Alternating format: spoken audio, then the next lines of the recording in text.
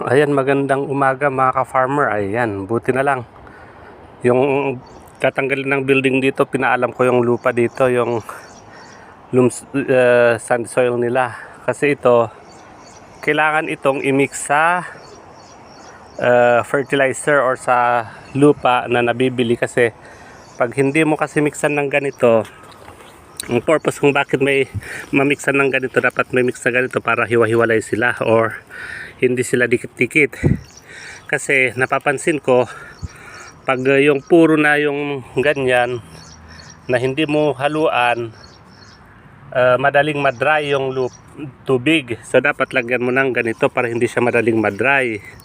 So buti sabi niya, oo, yan talaga ang purpose niya ng lupa na yan. Ito, tinaniman nila ng mga herbal. Kaya lang, tatanggalin na nga yung building na to, kaya